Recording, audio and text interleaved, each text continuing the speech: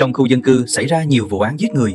Sau khi cảnh sát khám nghiệm hiện trường, mọi nghi vấn đều chỉ hướng về phía bạn trai tôi. Cô bạn thân làm việc tại đồn cảnh sát gọi điện cho tôi. Thủy Thủy, cậu mau rời xa bạn trai cậu ngay đi. Hắn ta chính là hung thủ của vụ án giết người hàng loạt đó. Tôi không dám trả lời, vì lúc này bạn trai đang đứng ngay sau lưng tôi. Bảo bối, đang trò chuyện gì mà nhập tâm thế? Ngay cả khi anh đến gần cũng không biết. Bạn trai đứng sau lưng, vòng hai tay ôm lấy eo tôi, hít hà mùi hương trên tóc. Tôi không dám cử động, cũng không biết cuộc điện thoại giữa tôi và bạn thân anh ta đã nghe thấy chưa. Tôi nặn ra một nụ cười còn khó coi hơn cả khóc, từ từ quay người lại. Bạn trai tôi, Cố Lăng Vũ, thời đại học từng là đại ca trường học, thường xuyên bắt nạt người khác. Nhưng đối với tôi, anh ấy tốt không còn chỗ nào chê.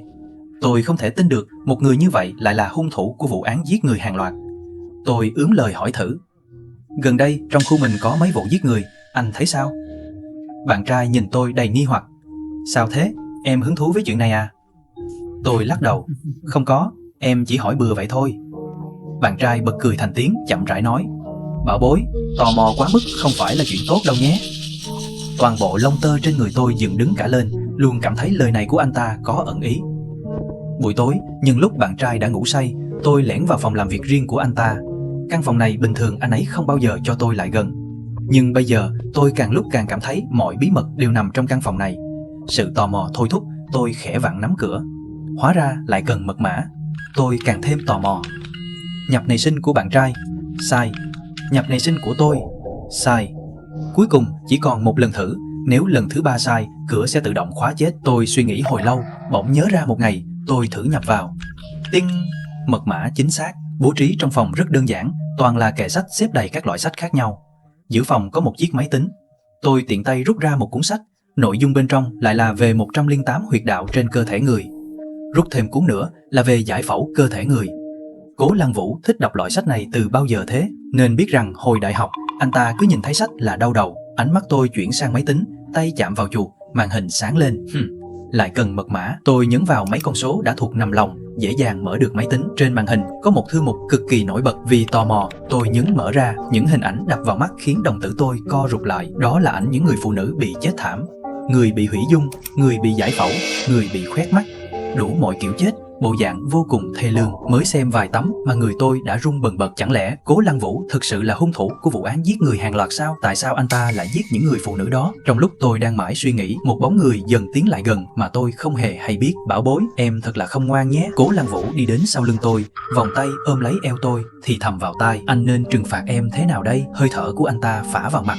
Tôi kinh hãi. Anh tỉnh từ bao giờ vậy? Cố Lăng Vũ khẽ cười. Từ khoảnh khắc em bước ra khỏi cửa, anh đã luôn đi theo em rồi. Nhìn em hết lần này đến lần khác nhập sai mật mã, anh cũng thấy sốt ruột thay. Toàn thân tôi sởn gai ốc, như thể bị một con dã thú nhắm vào. Bảo bối, đã bảo em rồi, đừng tò mò quá, sẽ chết người đấy. Sao lại không nghe lời nhỉ? Cố Lăng Vũ lấy điện thoại ra, phát lại đoạn hội thoại của tôi và cô bạn thân. Thủy Thủy, cậu mau rời xa bạn trai cậu ngay đi.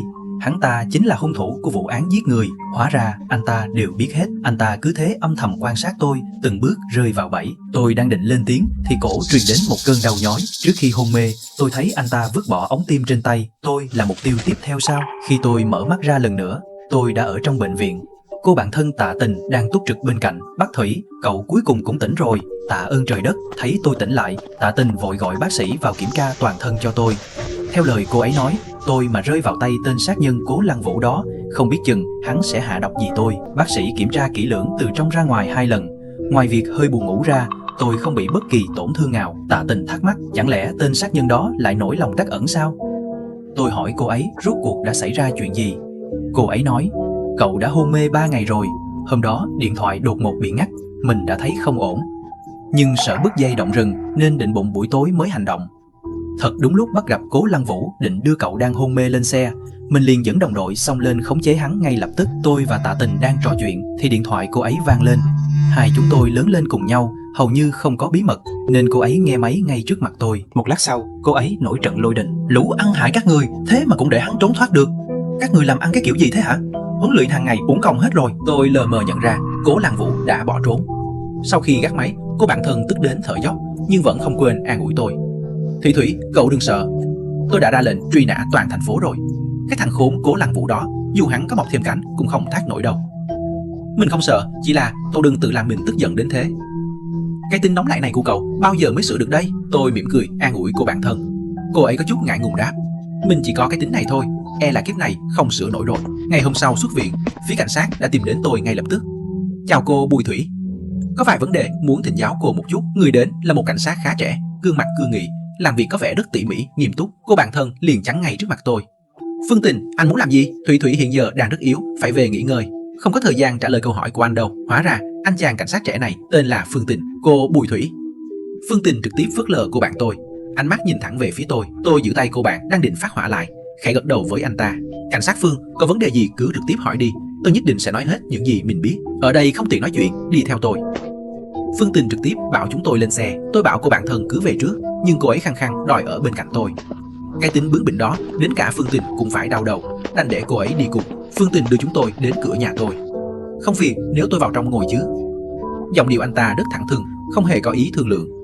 Bản thân tôi lại định nổi cáu, tôi kịp thời ngăn lại và nói với anh ta, tất nhiên là không phiền rồi. Nói xong, tôi lấy chìa khóa mở cửa. Trong phòng rất bừa bộn, khắp nơi đều là dấu vết của việc lục soát.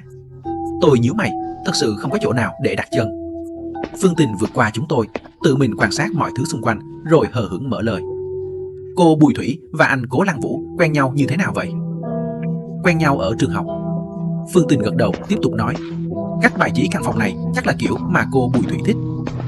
Xem ra anh Cố Lăng Vũ rất để tâm đến cô Bùi Thủy đấy. Tôi nhíu mày. Cô bạn thân trực tiếp cắt lời, Phương Tình, anh rốt cuộc muốn nói gì? Cứ nói thẳng ra đi, không cần phải vòng vo tạm cốt như thế.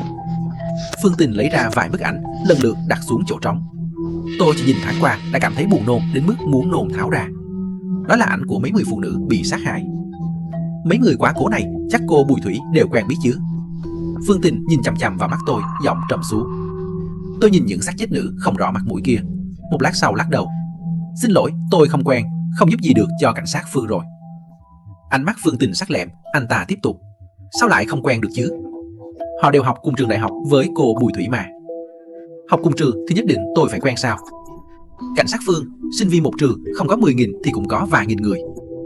Anh có đảm bảo anh quen hết tất cả đồng nghiệp trong đồn cảnh sát của mình không? Tôi không hề né tránh, nhìn thẳng vào mắt anh ta hỏi ngược lại. Đúng là đồng môn cùng trường thì có thể không quen, nhưng là bạn học cùng lớp thì không thể không quen được chứ. Phương Tình tiếp tục nói, theo tôi được biết, 5 nạn nhân đều là nữ giới. Họ đều từng học cùng trường với cô Bùi Thủy. Và điều không may hơn nữa là họ lại học cùng khối, cùng lớp với cô. Này anh họ Phương kia, anh rốt cuộc muốn nói cái gì hả? Hung thủ chẳng phải đã xác định rồi sao? Chính là Cố Lăng Vũ đó.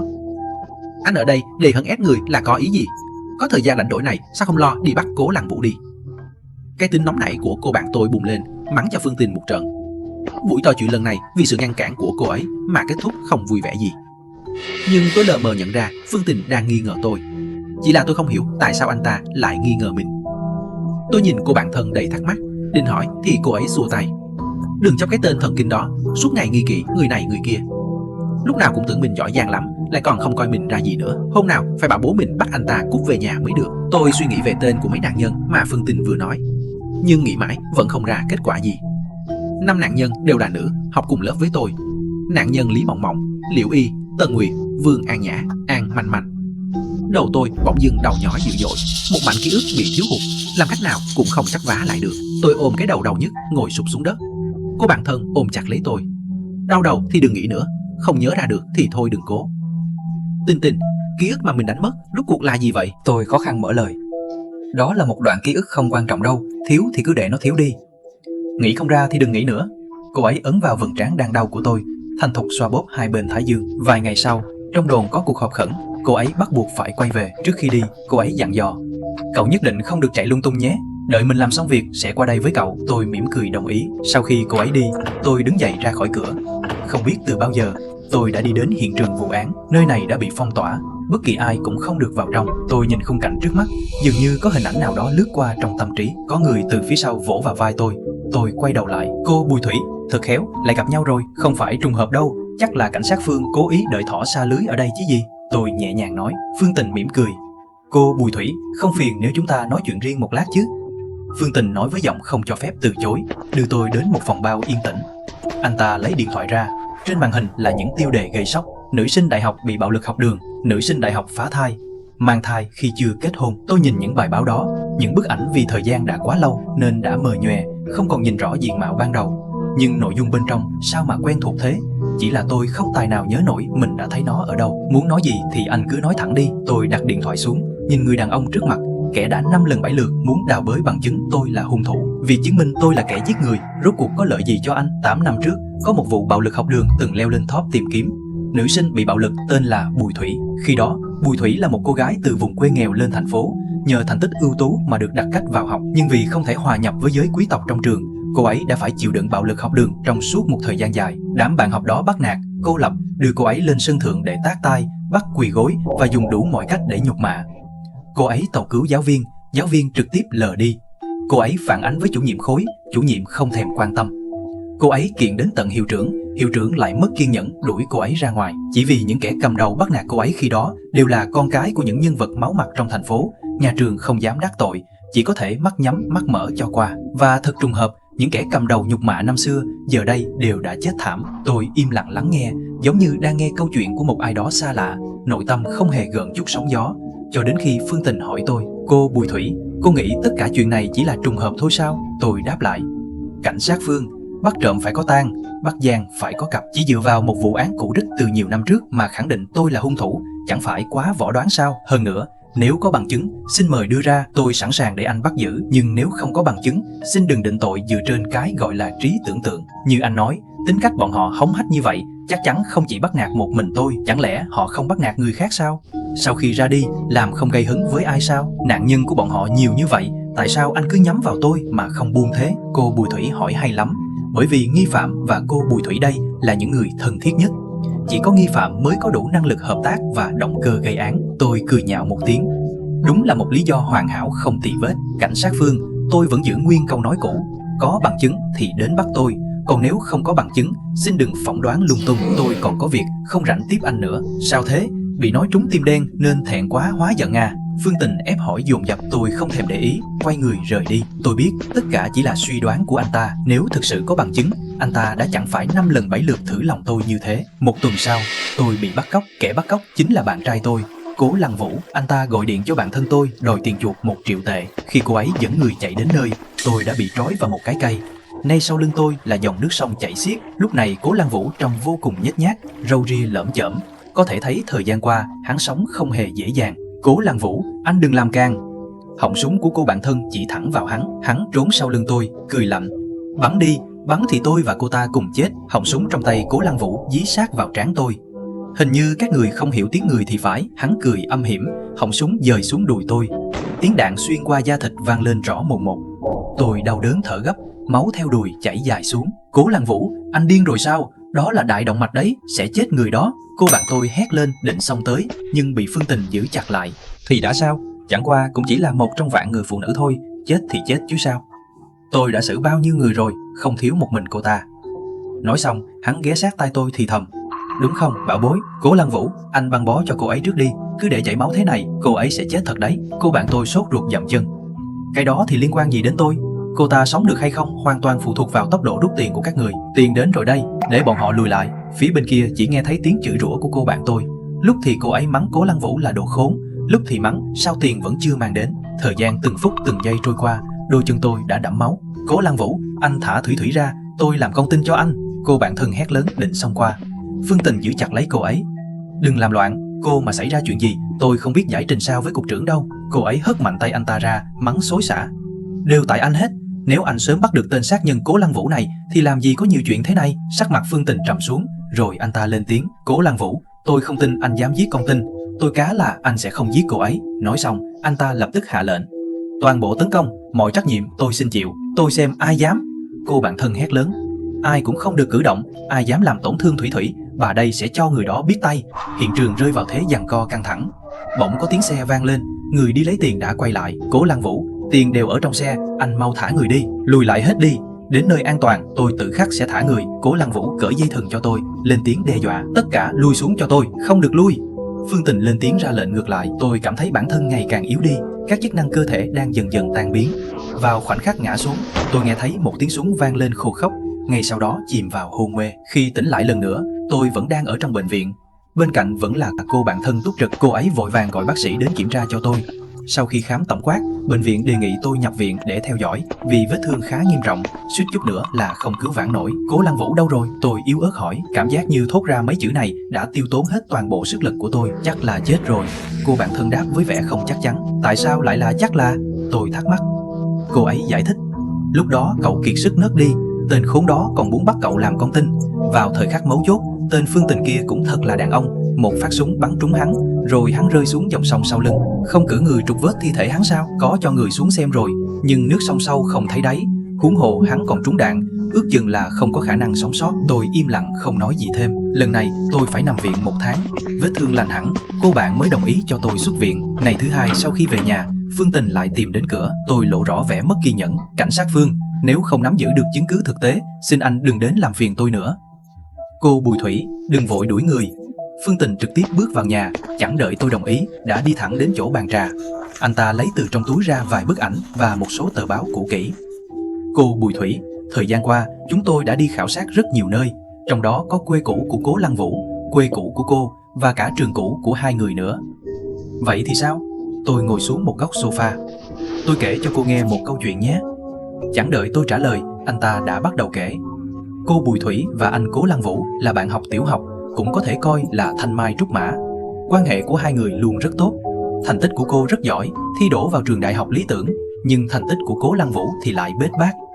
Để theo đuổi và bảo vệ cô, Cố Lăng Vũ đã cặp kè với Lý Mộng Mộng, con gái độc nhất của cổ đông Lý. Nhờ quan hệ của Lý Mộng Mộng, anh ta đã toại nguyện vào cùng một trường đại học với cô. Nhưng vì sự quan tâm quá mức dành cho cô đã khiến Lý Mộng Mộng bất mãn. Cô ta liên kết với Liễu Y, Tần Nguyệt, Vương An Nhã, An Manh Manh để bắt nạt cô. Cô đã âm thầm chịu đựng suốt 3 năm. Cho đến năm thứ 4, vì một tai nạn, cô ngã từ tầng 2 xuống. Khi đưa vào bệnh viện thì đã bị sảy thai. Cú sốc này khiến cô mất đi trí nhớ. Sau đó, Cố Lăng Vũ đưa cô rời khỏi thành phố này. Gặp lại nhau đã là 8 năm sau khi hai người trở về. Và 5 người khiến cô sảy thai năm đó đều đã chết thảm. Hung thủ đứng sau chính là Cố Lăng Vũ. Vì cô, anh ta đã ra tay sát hại 5 cô gái đang tuổi xuân xanh. Và thủ phạm thực sự dẫn đến tất cả chuyện này chính là cô. Phương Tình bình thản kể lại, còn tôi thì đã kiệt sức ngã quỵ vịt xuống đất. Sàn nhà rất lạnh, nhưng chẳng thấm tháp gì so với cái lạnh trong lòng tôi. Nước mắt không kìm được mà rơi xuống. Tôi nhớ ra rồi, tôi nhớ ra tất cả rồi. Vậy cảnh sát Phương, bây giờ anh muốn bắt tôi quy án sao? Tôi ngẩng đầu lên, quật cường nhìn anh ta. Cho hỏi tôi đã phạm vào điều luật nào? Trong sự việc này, từ đầu đến cuối tôi đều là một nạn nhân. Đúng vậy, cô Bùi Thủy không hề phạm vào bất kỳ điều luật nào. Điều cảm động là Cố Lăng Vũ đã gánh hết tội danh. Anh ta cũng đã thừa nhận tất cả. Chuyện này đến đây dường như đã có một kết thúc viên mãn. Nhưng cô Bùi Thủy, sự thật có đúng là như vậy không? Phương Tình nhìn tôi chằm chằm bằng ánh mắt rực lửa, gằn từng chữ. Cảnh sát Phương thần thông quảng đại như vậy, đến cả quê cũ của chúng tôi cũng tìm tới được. Còn chuyện gì mà anh không biết chứ? Chẳng lẽ sự thật còn có uẩn khúc gì sao? Tôi nhìn anh ta đầy mỉa mai. Nếu không phải người trước mặt này, Cố Lăng Vũ đã không chết. Vì vậy tôi chẳng còn chút nể nang nào nữa. Vụ án này vẫn còn một số điểm nghi vấn, tôi sẽ tiếp tục tra xét. Còn về chân tướng, rồi sẽ có ngày nước chảy đá mòn. Phương Tình để lại một câu rồi sải bước rời đi. Trong 2 tháng sau đó, theo lời bạn thân kể, Phương Tình vẫn luôn điều tra những điểm nghi vấn trong vụ án của Cố Lăng Vũ. Theo anh ta, chuyện này tuyệt đối có ẩn tình khác. Tôi nghe xong, lòng không chút gợn sóng. 2 tháng sau, Phương Tình lại gõ cửa nhà tôi một lần nữa. Cô Bùi Thủy, mạo muội làm phiền, hy vọng cô không trách. Cô bạn thân bên cạnh thò đầu ra, thấy người đến liền nổi giận. Họ Phương kia, anh thực sự chưa xong chuyện đúng không? Có tin tôi bảo bố tôi đuổi việc anh luôn không? Phương Tình trực tiếp phớt lờ cô ấy, nói với tôi. Cô Bùi Thủy, có chút chuyện muốn riêng tư thỉnh giáo cô một chút. Ngụ ý là những lời này không muốn để người thứ ba nghe thấy. Họ Phương, anh đúng là được đằng chân lân đằng đầu, ai cho anh quyền quản tôi hả? Cô bạn thân định xông lên, tôi vội vàng ngăn lại. Sau một hồi khuyên nhủ hết lời, cô ấy mới hậm hực rời khỏi nhà tôi. Cảnh sát Phương, cứ đi thẳng vào chủ đề đi. Tôi không muốn dây dưa thêm nữa. Phương Tình tự nhiên đi vào phòng khách ngồi xuống. Hung thủ của những vụ án mạng đó chính là cô phải không, cô Bùi Thủy? Câu nói gây sốc của Phương Tình khiến tim tôi đập hụt một nhịp. Anh đang nói gì vậy? Tôi nghe không hiểu. Cố Lăng Vũ chẳng phải đã thừa nhận rồi sao? Sao từ miệng cảnh sát Phương, hung thủ lại biến thành tôi rồi? Một lát sau, tôi lấy lại bình tĩnh, hỏi ngược lại. Tố chất tâm lý của cô Bùi Thủy thật sự rất tốt. Chẳng trách cô hết lần này đến lần khác thoát khỏi diện tình nghi. Phương Tình nhìn tôi với ánh mắt tán thưởng. Cảm ơn, được một cảnh sát lừng danh như anh khen ngợi, đúng là khiến tôi thụ sủng nhược kinh. Tôi đáp lại bằng giọng điệu không mặn không nhạt. Phương Tình mỉm cười tiếp tục. Cố Lăng Vũ chỉ là kẻ thế thân, hung thủ thực sự đứng sau màn chính là cô Bùi. Tôi vẫn giữ nguyên câu trả lời. Đưa bằng chứng ra đây. Cô Bùi đừng vội. Phương Tình trầm ngâm một lát trên sofa rồi nói tiếp. Rất nhiều bằng chứng được thể hiện qua những chi tiết nhỏ. Ví dụ như cách bài trí căn phòng này. Đây là nhà chung của hai người, nhưng phong cách hoàn toàn theo sở thích của cô. Đó là điểm thứ nhất, thể hiện anh ta quan tâm cô đến nhường nào. Sau khi trở thành đại ca trường học, những kẻ anh ta bắt nạt đều là những kẻ từng có xích mích với cô. Nói cách khác, đó là cách anh ta biến tướng để trả thù cho cô. Đó là điểm thứ hai. Vụ bắt cóc cô, thậm chí nổ súng vào cô, hoàn toàn là anh ta dùng mạng sống của mình để tẩy sạch diện tình nghi cho cô, tạo ra giả tưởng rằng hai người bất hòa. Đó là điểm thứ ba. Ngoài ra, tại hiện trường vụ án, tôi phát hiện dấu vết mờ nhạt của giày cao gót. Theo tôi biết, lúc vụ án xảy ra, hai người không ở bên nhau. Dựa theo lộ trình của Cố Lăng Vũ lúc đó, anh ta hoàn toàn không kịp giết người rồi hủy xác phi tang.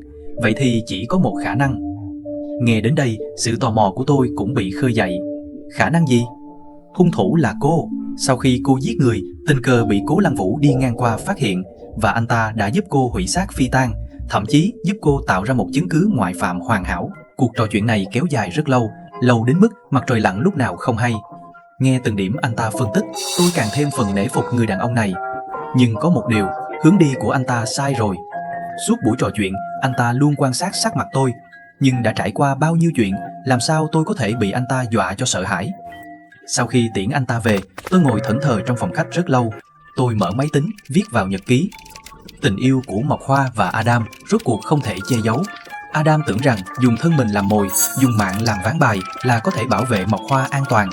Nhưng anh ta không biết rằng một gã thợ săn cao tay đã ẩn nấp trong bóng tối, chỉ chờ thời khắc mấu chốt để tung đòn chí mạng. Cố Lăng Vũ đã tận hiến tất cả vì Mộc Hoa, bao gồm cả mạng sống. Mộc Hoa khóc đến xé lòng, muốn cùng anh đi xuống hàng tuyền, nhưng lại không nỡ bỏ rơi sinh linh nhỏ bé trong bụng. Tôi khẽ bút ve phần bụng dưới hơi nhô lên, khóe môi cong lên cay đắng. Bé con, cuộc sống hiện tại của mẹ con mình là do ba dùng mạng đổi lấy. Con nhất định phải sống thật tốt. Nhưng bỗng nhiên tôi khựng lại. Có gì đó không đúng. Tại sao Phương Tình lại thấy dấu giày cao gót tại hiện trường? Mọi chuyện là trùng hợp hay có kẻ hãm hại? Cố Lăng Vũ tưởng tôi là hung thủ nên tự nguyện nhận tội thay. Tôi mặc dù từng có ý định giết chúng, thậm chí lập ra vô số phương án, nhưng tôi còn chưa kịp thực hiện. Vậy hung thủ thực sự là ai? Cả tôi và Cố Lăng Vũ đều đã trở thành kẻ đổ vỏ cho người đó. Một bóng hình bỗng vụt qua tâm trí. Chẳng lẽ là người đó? Ngày hôm sau, tôi hẹn cô bạn thân Tạ Tình đến nhà. Tôi chuẩn bị món ăn thịnh soạn, lặng lẽ đợi cô ấy đến. Thơm quá, Thùy Thùy của tớ đúng là khéo tay nhất. Tạ Tình vừa vào cửa đã kêu lên cường điệu. Tôi nhìn chằm chằm cô ấy. Sao trước đây tôi không nhận ra động tác của cô ấy giả tạo đến thế? Sao thế? Sao nhìn tớ như vậy? Tạ Tình đầy thắc mắc. Cậu có hận tớ không? Tôi khẽ hỏi. Hận cậu cái gì? Chúng ta là thanh mai trúc mã, lớn lên bên nhau. Tớ thương cậu còn không hết. Cô ấy tiến lại sờ trán tôi. Không sốt mà, sao lại nói sảng thế?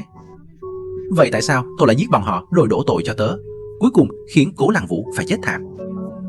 Động tác cắt thức ăn của cô ấy khựng lại. Tạ Tình ngẩng đầu nhìn tôi hồi lâu rồi khẽ cười. Thủy Thủy, cậu nói gì thế? Tớ không hiểu. Tớ nói hung thủ đứng sau những vụ án mạng đó chính là cậu. Sau khi giết người, cậu đã ngụy tạo hiện trường, khiến Cố Lăng Vũ tưởng rằng tớ là người làm. Từ đó anh ấy mới đứng ra nhận tội và chết thay tớ. Tạ Tình im lặng một khoảnh khắc rồi bật cười trong trẻo. Thủy Thủy nhà mình vẫn thông minh như ngày nào nhỉ? Tôi đứng hình như bị sét đánh. Hung thủ thực sự là cô ấy. Tôi chất vấn tại sao. Cô ấy gạt bỏ vẻ nhí nhố thường ngày, ngồi đó tĩnh lặng như một người hoàn toàn khác. Cô ấy hỏi tôi, những kẻ đó không đáng chết sao? Đúng là đáng chết, nhưng tại sao lại đổ tội cho tôi? Cô ấy giải đáp, vì chỉ khi cậu là hung thủ, Cố Lăng Vũ mới cam tâm tình nguyện chết thay. Nghĩ đến những gì cậu phải chịu ở trường, tớ chỉ muốn băm vằm bọn chúng ra. Giết như thế vẫn còn là nhẹ cho chúng. Còn về Cố Lăng Vũ, những vụ án này cần một hung thủ nhận tội. Nếu không, phía cảnh sát sẽ điều tra không ngừng nghỉ. Phương Tình là một kẻ rất thâm sâu, anh ta sẽ không tra ra đến chỗ tớ đâu. Từ miệng cô bạn thân, tôi đã biết toàn bộ sự thật kinh hoàng. Sau khi giết người, cô ấy để lại bằng chứng giả, dẫn dắt Cố Lăng Vũ đến hiện trường. Cố Lăng Vũ vì bảo vệ tôi nên đã xóa sạch mọi dấu vết và để lại dấu vân tay của chính mình. Thời điểm đó, tôi mất trí nhớ, em bé trong bụng cũng bị ảnh hưởng. Thứ mà Cố Lăng Vũ tiêm vào người tôi lúc bắt cóc không phải chất độc mà chỉ là thuốc bổ thông thường, cộng thêm một chút thuốc khiến người ta hôn mê. Hóa ra cô bạn thân và Cố Lăng Vũ đã đạt thành một thỏa thuận ngầm từ trước, dùng mạng sống của Cố Lăng Vũ để đổi lấy sự bình an cho tôi. Mọi chuyện bắt đầu từ giây phút cô ấy gọi cho tôi cuộc điện thoại đó. Cái chết của Cố Lăng Vũ đã bắt đầu được đẩy đi trên một quân cờ định sẵn. Tôi nhìn người bạn thân đang đứng trước mặt, người giờ đây trở nên quá đổi xa lạ, chỉ cảm thấy một luồng hơi lạnh thấu xương từ tận đáy lòng. Thủy Thủy, cô ấy nói, dẫu cho tớ có tính kế cả thiên hạ này, tớ cũng sẽ không bao giờ hại cậu. Tôi gào lên trong đau đớn. Tội giết người rồi đổ tội cho tớ mà gọi là không hại tớ sao? Nếu như không có Cố Lăng Vũ nhận tội thay, thì giờ này tớ đã bị coi là hung thủ và bị đem đi bắn rồi. Tớ sẽ không để cậu chết đâu, tớ đã tính kỹ cả rồi. Nếu Cố Lăng Vũ tham sống sợ chết không chịu nhận tội, tớ sẽ kích hoạt phương án thứ hai. Chỉ là nó hơi rắc rối hơn một chút thôi. Thủy Thủy, tớ đã nói rồi, tớ sẽ không bao giờ để cậu phải chết. Sau khi Tạ Tình rời đi, tôi ngồi bệt xuống đất, toàn thân không còn chút sức lực. Thế giới rộng lớn là thế, vậy mà giờ đây dường như chỉ còn lại mình tôi lẻ loi. Tôi xoa nhẹ phần bụng đã nhô lên, cười khổ. Bé con, ba của con đúng là một đồ ngốc. Ngay cả hung thủ là ai còn chưa làm rõ đã vội vã đi nhận tội thay người khác. Sau này con nhất định đừng có học theo ba con nhé. Tôi nhìn lên bầu trời ngoài cửa sổ, nghẹn ngào không thành tiếng. Cố Lăng Vũ, em nhớ anh. Nhưng điều đáng tiếc nhất chính là Cố Lăng Vũ sẽ không bao giờ nghe thấy được nữa. Những đám mây trên cao bỗng chốc như hóa thành dáng hình của anh. Anh đang mỉm cười và nói, Bùi Thủy, hãy sống thật tốt, hãy sống thật hạnh phúc nhé.